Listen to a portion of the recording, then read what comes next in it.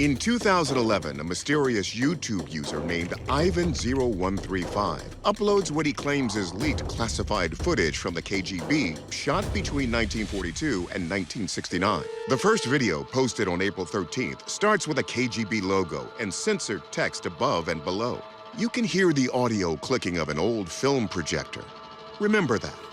Next, we see a house and a mysterious flying saucer-shaped object hovering behind it. Switching to an aerial view, a saucer-shaped UFO is seen first from a distance and then zoomed in.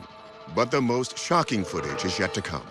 Next, we're shown what looks like an alien autopsy being performed. Just weeks after the first video, a second, even more stunning video is released. It purports to put us face to face with an actual live alien. Notice how it blinks its huge, expressive eyes, and it moves its enormous round head and slim arms. As the camera pans from the bottom to the top of an alien's body, it's obvious it fits the descriptions of the infamous Greys, the alien culprit blamed in almost 3/4 of abduction reports. Science writer and spaceflight historian Amy Title says the footage was first uploaded to a YouTube channel created the same day the first video was shared. This video led to a lot of discussion online, with people wondering if this footage was indeed real, and if so, what did that mean? One theory is that this is real video footage of the aliens who landed in the Soviet Union in the 1940s. Title notes that some believe the footage may have been faked as part of an elaborate Cold War Soviet psyop designed to instill fear and paranoia in the United States. Would putting captured aliens on display strike panic in the West? The idea was this footage was designed to scare the United States into believing that the Soviets had this alien technology. There's even a theory that the Roswell incident of 1947 was actually staged by Stalin, just to create this fear and doubt within the United States. Or could it possibly be real? Title says, given more recent events, maybe aliens visiting Russia isn't so far-fetched after all. There is a long history of alien encounters within the Soviet Union. The most notable event was in 1977 in Petrozavodsk. A number of eyewitnesses reported seeing an amethyst-colored jellyfish floating in the sky. The Petrozavodsk incident led to a meeting of the Soviet Ministry of Defense in Moscow, which in turn led to the creation of 2 new departments designed especially to look into UFO phenomena. They operated without interruption until 1990. The official Soviet UFO investigators never released any definitive proof of alien contact. Could this be it? Our experts are here to get to the pravda. That means the truth. We begin our analysis with our aviation and military expert, Tim McMillan. In the first portion of the video, the flying saucer-shaped object certainly has some characteristics that are consistent with a blimp. It appears kind of football-shaped. We have the darker bottom with the lighter top, which is sunlight reflecting on it. But in terms of exotic maneuvers, you don't see any. And so could this be a balloon? Could this be a blimp? Absolutely. Next, we ask Professor of Anatomy and Anthropology, Dr. Jeffrey Meldrum, to examine the figures seen in the footage. I don't think that we're looking at real aliens. I think it's much more likely costumed children. This impression stems from the body proportions as well as the movements. The child has a fairly distinctive way of moving. The biomechanics of their body movements are dictated by their smaller mass and lack of maturity of body control. The same can be said for the movements, I think, seen here. Finally, we take the footage to our forensic video analyst, Michael Primo. He immediately notes that the time code on the videos was embedded digitally after the fact. Devices like these projectors didn't have time code. What's peculiar is the way that the time code is pulsing at one point in the video, and how at other points of the video there is no time code displayed. Just doesn't make any sense. And here's the key discovery. Primo says that the film damage we see here is identical to a film damage effect available in some popular video editing software. And finally, remember the sound of that projector click? Primo says that's an important clue too. One of the things that I detected in the tonality of the projector clicking sound, the tone or the pitch of that sound changes, which is an indication that the speed of the video was changed when it was being played back. So that prompted me to measure a sample group of pictures, and the sample produced a result of 47 frames per second. Much higher than any kind of film photography should have been digitized at, because the standard for film was only 24 frames per second back then.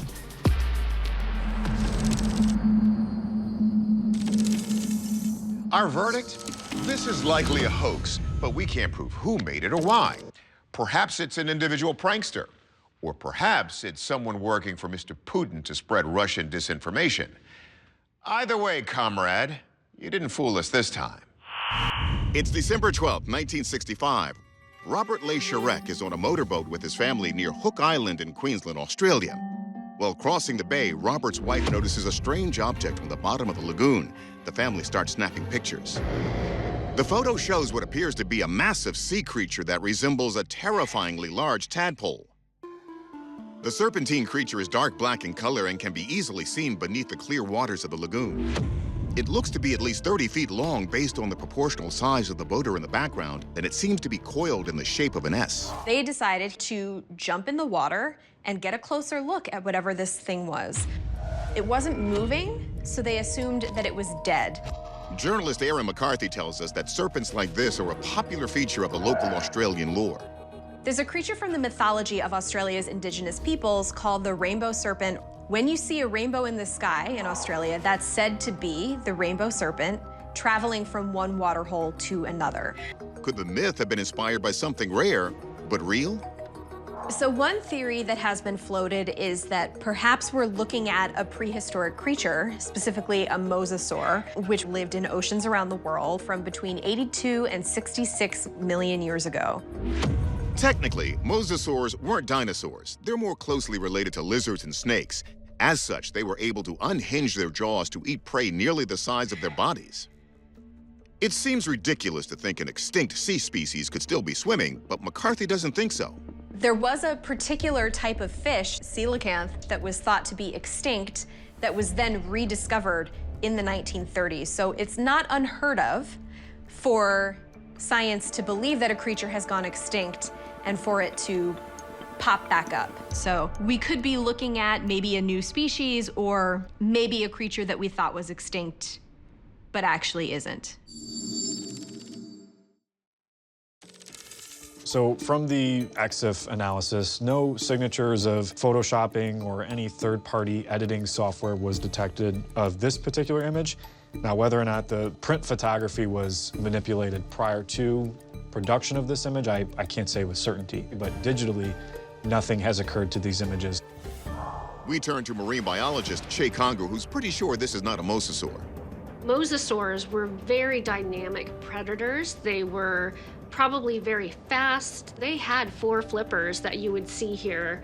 And mosasaurs were typically known to be deeper sea animals. They probably wouldn't be in shallow water like this. So I don't think this is some kind of a living, predatory animal that we think of as prehistoric. So could it possibly be a large eel? Eels are definitely dark in color. They can be very large, but their bodies are much more tubular in shape, and they wouldn't have such distinct large head on them. In addition, to have an eel like this up in the surf where you couldn't define any facial features would be very unusual as well. An eel would have really distinct eyes and nostrils that we'd probably be able to see here. So I would probably deduce that this is not an eel. Also, you don't actually see any disturbance or other signs of movement. So if this were a dynamic object or animal, you would see probably bubbles or some ripples on the water. If I had to guess as to what we're looking at, I think this looks like a really two-dimensional object, like black plastic, that has been placed on the bottom of wherever this was taken. It's a very clear image, and the fun thing about it is your brain can't quite make it out. It's hard to tell what you're looking at, and that's where a lot of the mystery comes from in the Hook Island sea monster image. We're going to call this an unexplained object.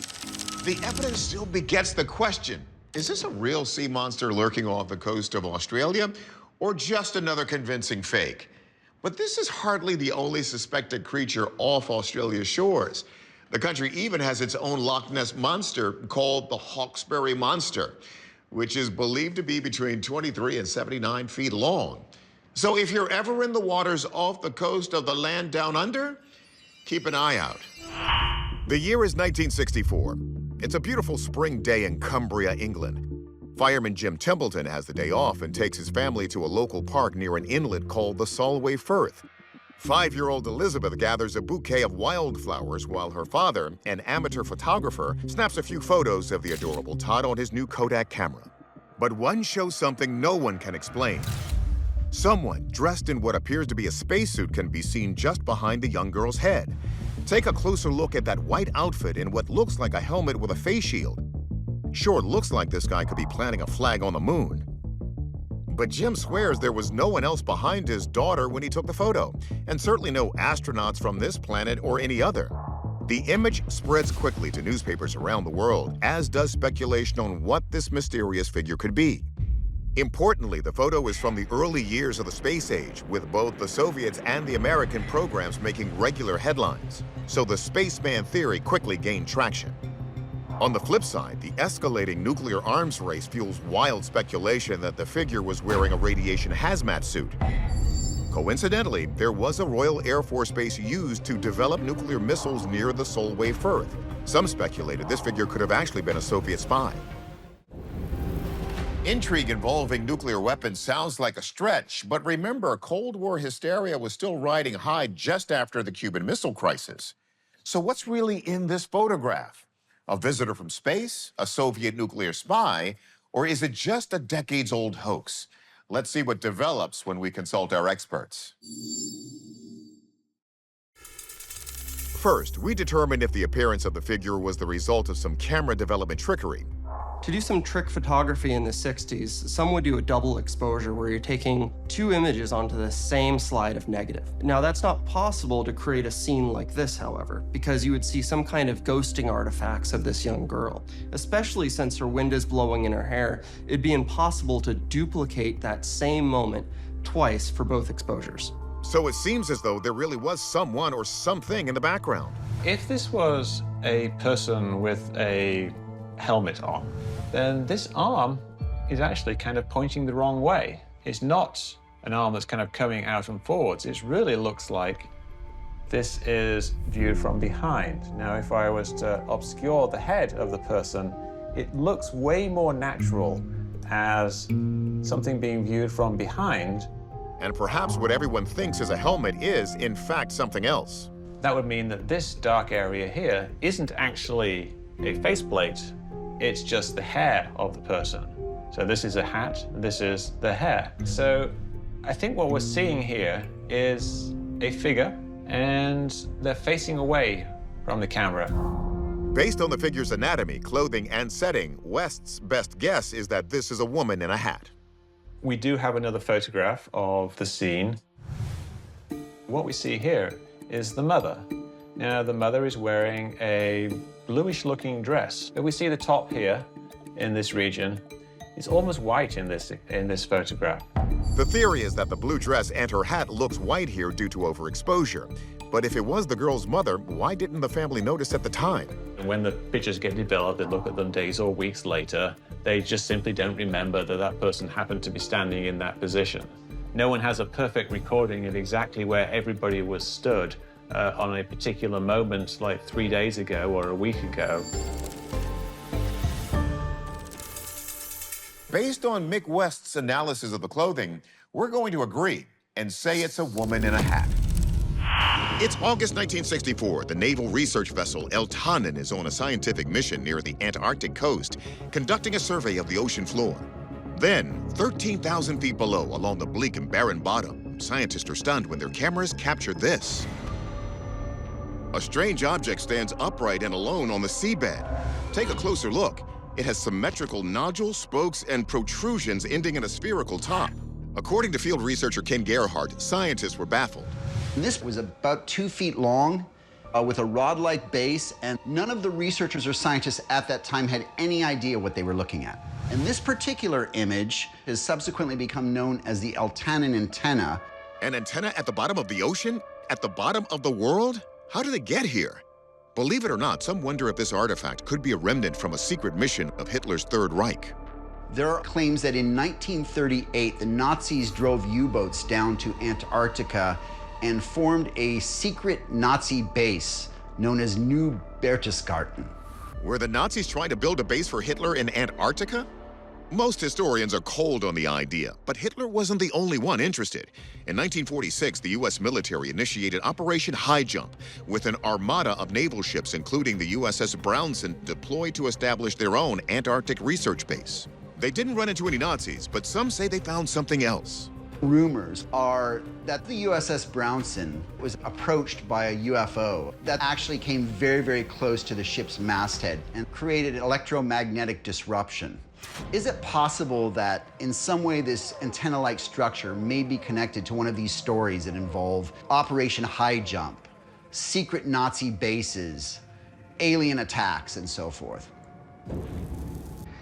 Antarctica might look like one huge ice sheet, but under that ice lie hundreds of lakes and a huge canyon system that is as deep as the Grand Canyon, but longer.